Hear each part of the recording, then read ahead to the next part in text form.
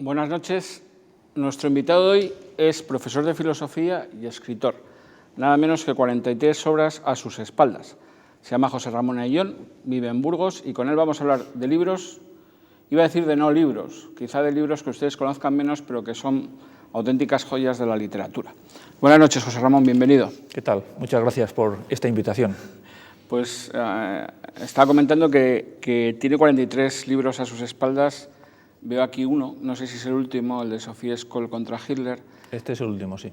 ¿Y siempre uno está más a gusto con el último libro que ha escrito o si tuviera que elegir lo que se pregunta a los escritores, ¿no? Su libro preferido? O sea, no necesariamente. El último es, o sea, siempre le quieres mucho porque por eso lo has trabajado y lo has publicado, pero a veces estás muy contento con otros. Por ejemplo, la novela Vigo es Vivaldi, que transcurre en Vigo, ciudad donde yo pasé mi juventud y adolescencia, o el ensayo Tal vez soñar, que es un ensayo que publica Ariel sobre el trasfondo literario y filosófico de 15 grandes obras literarias. A esos dos puede estar más orgulloso. Bueno, me gustan, o el libro que uso como libro de texto en mis clases de antropología filosófica, que se llama... ¿Pero qué prefieres, escribir novela, escribir filosofía, ensayos? Disfrutas más escribiendo novela porque con la novela estás creando, y entonces la creación literaria es una cosa es casi adictiva, pero también lo mío es... Soy profesor de filosofía, entonces escribir un buen libro de filosofía es una cosa que produce su placer. Ya que he hablado de filosofía... Me gusta mucho la historia, perdón, y sí. Una buena biografía es una cosa muy bonita, porque además estás buceando, o una novela histórica, estás buceando en vidas reales que son muy interesantes. En este programa quería que nos recomendara libros, y cada vez que salga un tema, pues vamos a hablar de ese tema. Biografías. Biografías. Por ejemplo. Pues las biografías que a mí más me han impactado son, y además algunas de españoles, el Hernán Cortés de Madariaga. Me parece una obra maestra y además te enteras de todo el trasfondo del descubrimiento, conquista, colonización, hispanización de un continente de América, quizá lo más grande que ha hecho España en toda su historia. Una biografía de Julio César escrita por Carcopino. Carcopino es un francés, Jérôme Carcopino, y Julio César es claro, no hay que presentarlo, o sea, es un top de la historia universal, ¿verdad? Por poner una reina que tiene mucho que ver con Burgos, porque es la madre de nuestra reina Leonor, la esposa de Alfonso VIII, los que crearon las huelgas, pues la madre de Leonor es Leonor de Aquitania, casada con Enrique II Plantagenet de Inglaterra, y en la película León en invierno, impresionante. Pues la biografía de una francesa, Regine Pernod, una gran medievalista francesa, que se llama así, Leonor de Aquitania, me parece insuperable. Esos tres libros los recomendaría para estas Navidades para regalar en cualquier caso a cualquier persona. Por supuesto. O la biografía de Chesterton, que publica un británico llamado Joseph Pearce, que la publica Encuentro. Tenemos un libro ahí también de Pearce, El viejo trueno. Bueno, es que yo por Chesterton llegué a uno de sus íntimos amigos, que es un nacido en Francia, pero inglés, de madre inglesa y padre francés, Hilaire Belloc.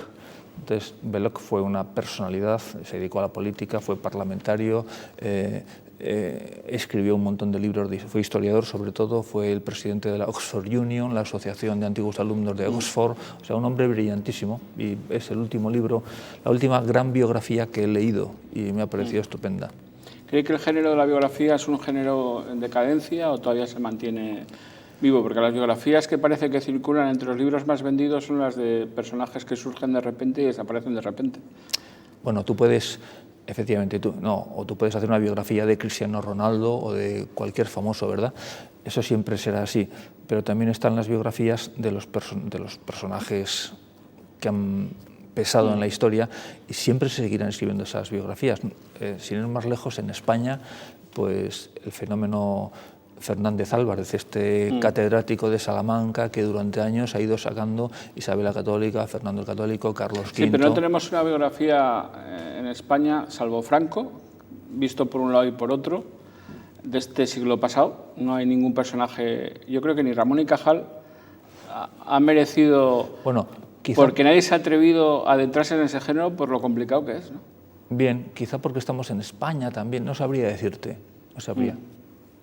Yo recuerdo una biografía, que es, yo creo que durante la carrera la que más me impactó, fue una de Sorensen sobre Kennedy, Sí.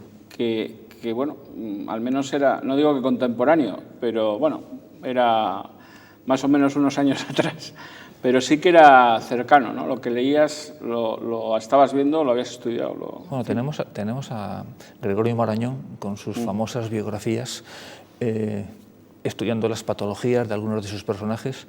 Tenemos a Ortega y Gasset, que desde luego es conocido por otras obras, no por su biografía de Velázquez, por ejemplo, o por su biografía de Goya, que son espectaculares. Yo estudiando la carrera aprendí o me introduje en Velázquez y Goya con las biografías de Ortega.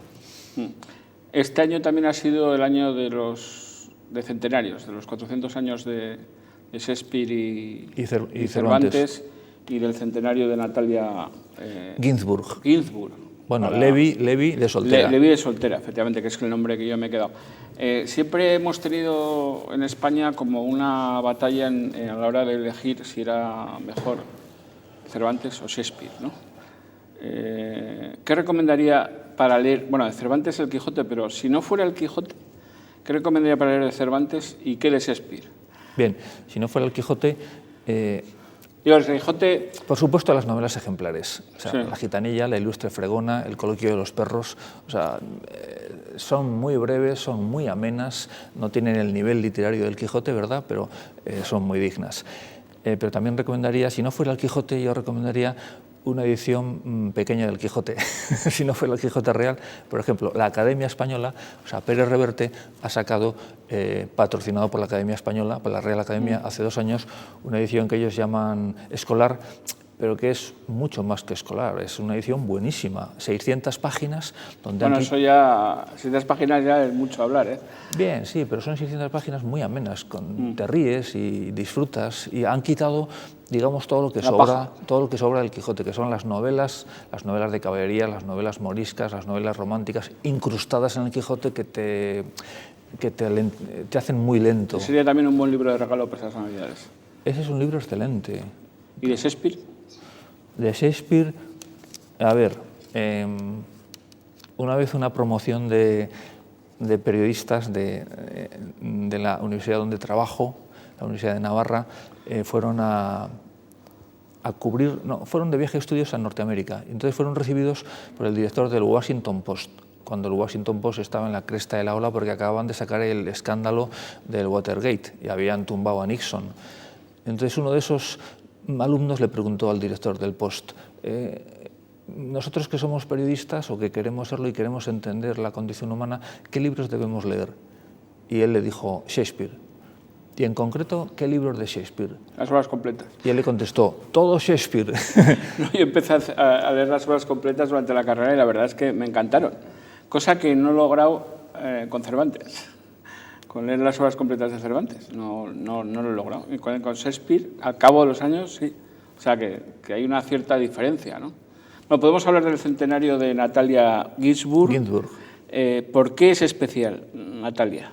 Natalia, bueno, no es que sea especial, pero es quizá es una de las escritoras italianas más famosas del siglo XX y, para juicio de algunos, la mejor novelista italiana del XX, en concreto con la novela Léxico familiar y Nuestros ayeres. Léxico familiar es una novela preciosa porque a través de las frases típicas que se decían en su casa, su padre, su madre, sus hermanos, en determinadas circunstancias, pues cuando mi padre se enfadaba decía no sé qué, en Navidad, en tal fiesta, en el cumpleaños, mi madre solía... Pues es una novela deliciosa que de paso te está contando la época de la posguerra italiana, en una época en plena ebullición, con el nacimiento del eurocomunismo, con Gramsci. Es muy bonita, muy delicada. Natalia es una persona equilibrada, serena, sensible, que nunca te levanta la voz, con un sentido del humor muy fino.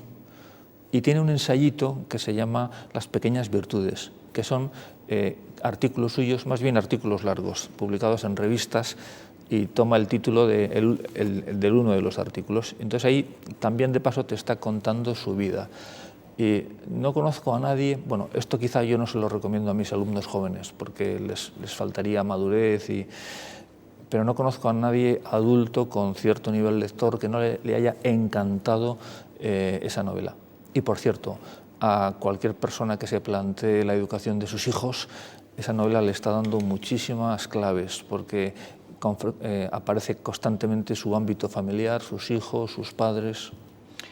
Antes citábamos El Quijote y me vino a la memoria que usted tiene un libro en Amazon que acaba de sacar, algo de con que no hay que leer El Quijote, se llama, ¿no?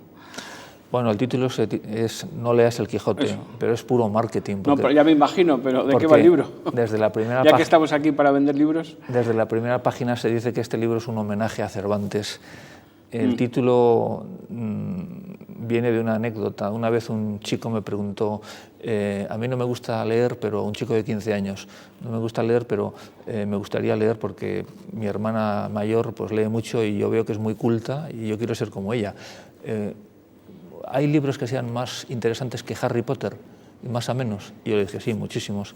¿Y usted me puede dar una lista? Pues sí, te puedo dar una lista de los que quieras. Entonces, a la semana siguiente nos vimos y le di una lista de 50 libros. Y entonces se quedó asombrado. ¿Y por dónde empiezo?, me dijo.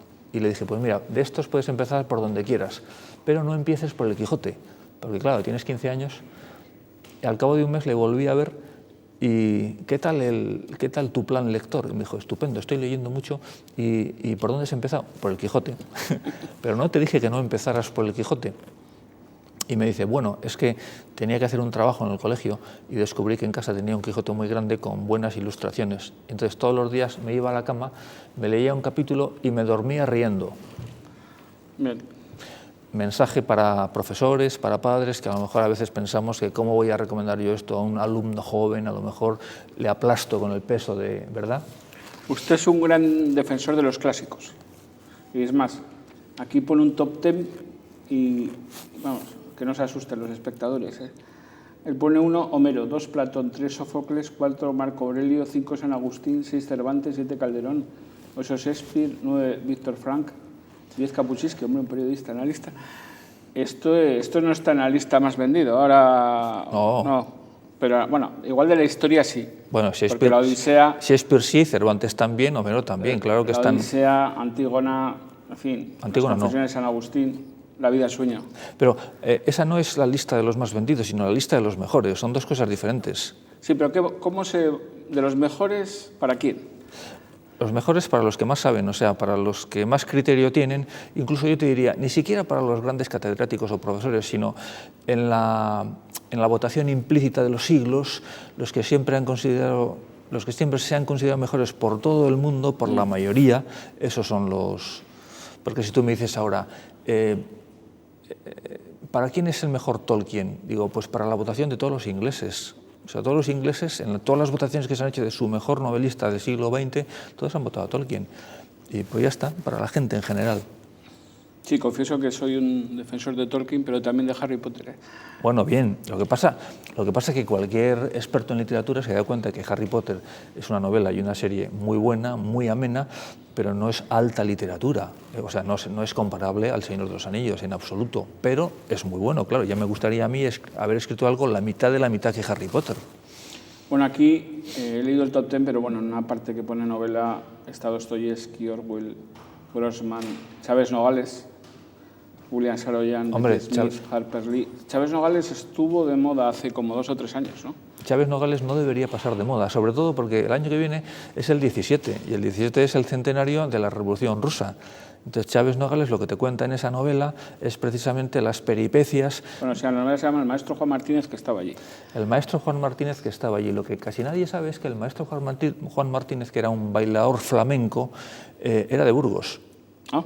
¿Y cómo de Burgos un maestro, un bailador? Pues sí, era de Burgos, porque su padre, no sé por qué, era un bailador que vino a Burgos, el niño nació aquí y era de Burgos. ¿Pero esto es una novela o es...? Es una, bueno... ¿O hay puntos de no ficción? Es un relato histórico, bastante histórico, donde el protagonista, que es Juan Martínez, se lo cuenta a Chávez Nogales, el periodista. Chávez Nogales te dice que está transcribiendo la conversación con el bailador. Lo que no sabes es cuántas licencias literarias ha usado él. Pero ese bailador existió. en algún momento. Claro que existió, claro.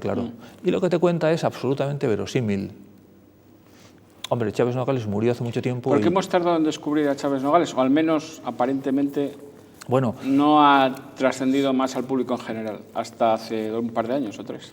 Bueno, no hemos tardado en descubrirle porque este hombre ya era famoso hasta el 45. Este hombre era director de un periódico en Madrid, lo fue de periódicos en el sur, de donde él procedía, y entonces era un hombre conocido. Lo que pasa que, como tantas veces, uno se muere y cae en el olvido, quizá porque no era de izquierdas ni de derechas, y entonces en sus libros, cuando habla de la guerra civil, pues digamos que cuestiona a ambos lados, ¿no? O dice las barbaridades que se hicieron por ambos lados. Un poco le pasó como a Julián Marías, o sea, si eres republicano no tienes nada que hacer en la España franquista, pero por otra parte eres católico, entonces no tienes nada que ver con los republicanos ni con la izquierda.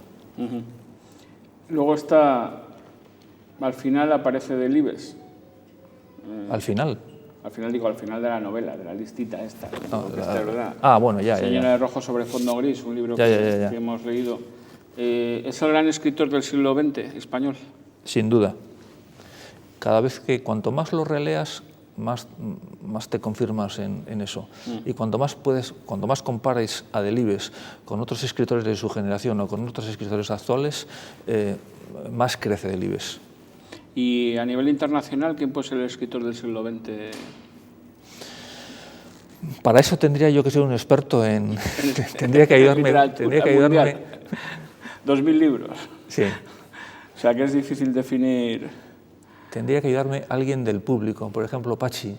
Sí, pero en el público no sale ahora. Está aquí observando, pero no sale en las cámaras. O sea que... ¿O se moja o nada? A ver, o seguimos con otra pregunta. Yo me mojo. Claro que me mojo. Tolkien. No. Yo soy un forofo de Chesterton. Pero Chesterton es un polifacético, es un grandísimo periodista y sobre todo es periodista. Y es famoso por las novelas del padre Brown, pero esas novelas son para él literatura barata y para nosotros también. En cambio tiene unos ensayos espectaculares como El hombre eterno o incluso libros de historia como La breve historia de Inglaterra, Ortodoxia. Y luego los artículos periodísticos de Chesterton, y las biografías. Chesterton escribe una biografía sobre Dickens que pasa por ser la biografía insuperable de Dickens. Tiene otra biografía sobre Stevenson, exactamente lo mismo. Tiene otra sobre San Francisco, otra sobre Santo Tomás, pues muy buenas. Entonces yo a veces he pensado que por una parte están los escritores buenos, los muy buenos, luego están los genios y luego está Shakespeare y de alguna manera Chesterton. Ingleses. Los dos ingleses. Más allá del océano no... Y los dos de Londres, más allá del océano, bueno, sí. Estuvo de moda también y sigue estando en parte la literatura sudamericana. Sí, bien. Está García Márquez, que yo creo que todavía trascenderá un tiempo. Vargas Llosa, que bueno, tiene sus altos y bajos. Sí. Cortázar, sí. En fin. Bien, no me gusta especialmente. Me quedaría incluso con un no novelista como puede ser Borges, porque me parecen fantásticos sus cuentos y también su profundidad a la hora de... Yo les echo en falta a estas personas, son como demasiado localistas y una visión de la condición humana un poco como de cintura para abajo, no demasiado... Eso sí, escriben muy bien, o por lo menos García Márquez, y yo he disfrutado muchísimo con algunos de sus libros, incluso no le he plagiado, pero he tomado muy en cuenta sus recetas. Cuando dice que una novela es un primer párrafo brillante y luego 200 páginas más. Bien, o sea que hay que leer el primer párrafo y empezar otra. O sea que la literatura la colocamos en Europa occidental o también en Europa del Este. ¿Nos puede ofrecer...? No, o sea, en todos los como sitios... Como Ana Fran, por ejemplo, ¿no? En todos los sitios hay escritores excelentes, extraordinarios. O Kapuczynski, que es polaco. A ver, Kapuczynski, Europa del Este. Pues Kapuczynski es un tipo, a mí me parece insuperable. Nadie sabe cuál es el mejor escritor del mundo, bueno, sí, Shakespeare, Homero, nadie sabe cuál es el mejor periodista del siglo XX, pero hay revistas prestigiosas que han hecho una encuesta y ha salido Kapuczynski como el primer periodista del siglo XX. Entonces, ¿por qué es un genio? Pues porque consigue a estas alturas inventar un género literario, cuando ya está todo inventado. Porque los libros de Kapuczynski, tengo aquí El Imperio, que es el paseo que se da por la Unión Soviética, podríamos hablar de ébano, cuando toda su experiencia africana, sus muchos años. Entonces tú dices, ¿un libro como Ébano o un libro como El Imperio? ¿Eso es un libro de viajes? Sí, pero no solo. ¿Es también una autobiografía? Sí, pero no solo. ¿Es una crónica periodística? Por supuesto. ¿Es una novela? Pues tiene muchos aspectos novelescos. ¿Es un ensayo? Por supuesto, es un ensayo. Entonces, al final es un mix de todo eso, con una receta de cocina muy suya que tú eres incapaz de imitar. Entonces, no hay nadie que sea capaz de imitar a Kapuscinski, y con una prosa excelente. Y bueno, por eso es prodigioso y por eso la gente disfruta. Este libro se lo acabo de recomendar a un alumno mío muy jovencito, de 17 años. Está en segundo de batch. Lo ha devorado, le ha encantado, le ha encantado. Bien, ya tenemos otro libro para regalar a chavales jóvenes, porque vamos a pasar a la literatura juvenil, adolescente, porque da la sensación de que un chaval solo puede leer a Harry Potter, ¿no? Bueno, eso es lo que Enid Blyton, de mi época, vamos, eran los 5, ¿no? Las aventuras de los 5, ¿no? A ver, un chaval puede leer casi lo mismo que ¿Qué le podemos regalar a un chaval en Navidades? Bueno, o no en Navidades, el día del libro, digo, de 15, 16 y luego ya 18 para más. Ya que me preguntas por Navidad... Ah, sí, tu libro. No. Vamos a hablar de tu libro. Que no. Ya que me preguntas por Navidades, hay un cuento muy navideño que es el mejor cuento inglés del siglo XX. Se llama El viento en los sauces, The Wind in the Willows. Lo escribe Kenneth Graham. Que lo hemos traído también. Bueno, es que he traído algunos libros que me parecen especialmente recomendables.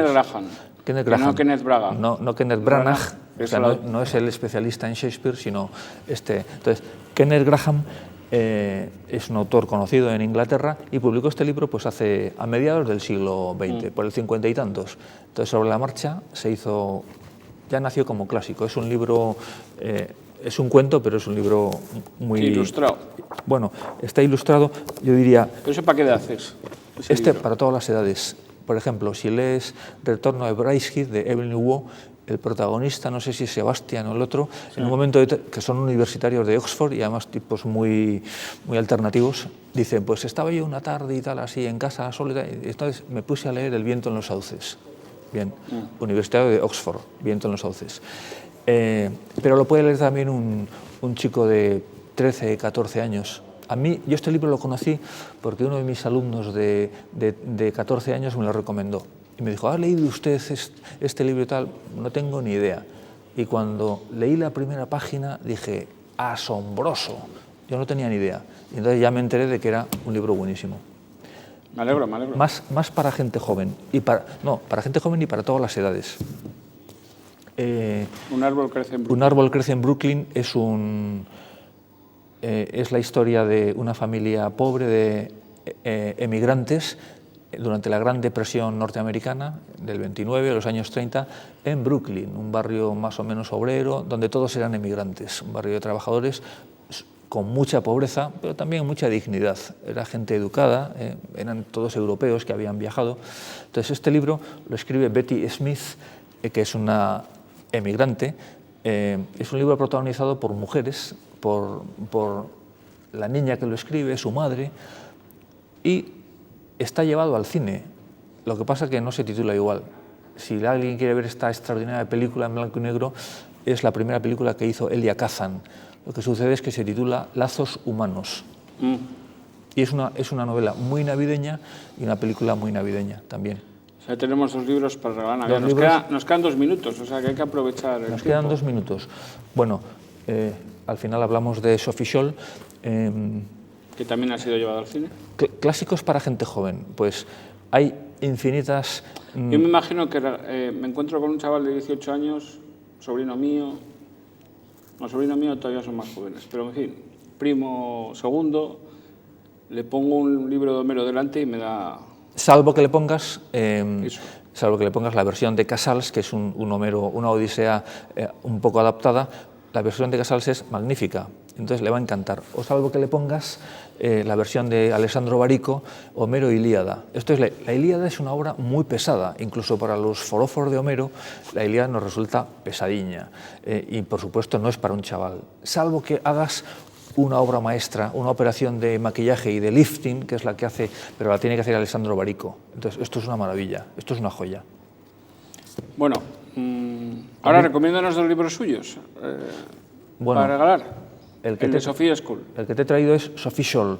Scholl. Entonces, Sophie Scholl es muy conocida en el centro de Europa, sobre todo en Alemania, Holanda, porque es una chica que con su hermano y con sus amigos que estudian medicina en Múnich, o sea, son estudiantes de medicina, se oponen al régimen de Hitler y entonces crean un grupo que se extiende por todas las grandes ciudades alemanas de oposición, lanzando octavillas y mandando cartas anónimas a mucha gente, explicando lo que está pasando no solo en Alemania, sino qué está haciendo el ejército alemán en los países que está ocupando.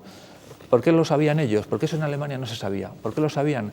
Pues porque estudiaban medicina y durante las vacaciones de verano y de Navidad tenían que ir a batallones de sanidad donde estaba el ejército, tenían que ir al frente. Entonces se dieron cuenta de que el enemigo no eran los demás, sino el salvaje era Hitler. Entonces esto empezaron a darlo a conocer hasta que les pescaron. Ellos ya sabían que se exponían a ser pillados y a la pena de muerte, y efectivamente. Entonces yo me enteré de la existencia de Sophie Scholl precisamente por la película que lleva el mismo nombre, Sophie Scholl, que es una muy buena película, aunque esa película solo te cuenta los días finales, o sea, el interrogatorio, mientras que aquí lo que se te cuenta es la situación de Alemania desde que en el 33 gana las elecciones Hitler, bueno, un poco antes. ¿Qué es lo que pasa ahí con los alemanes? ¿Qué pasa con la sociedad, con los políticos, con el nacionalsocialismo? También es una lección de historia. Pues se nos ha acabado el tiempo, José Ramón Ayllón. Seguro que nuestros espectadores están encantados porque yo no sé si hemos hablado hasta de 40 o 50 libros. Se me ha hecho muy corto, Antonio. A mí también, volveremos otro día. Eres un gran entrevistador. Muchas gracias. Volveremos otro día, pero te preguntaré por qué son todos escritores ingleses, o muchos, y no ha salido ningún francés. Pero bueno, no, ya hablaremos. Señores, nos vemos la próxima semana y felices Navidades. Claro, no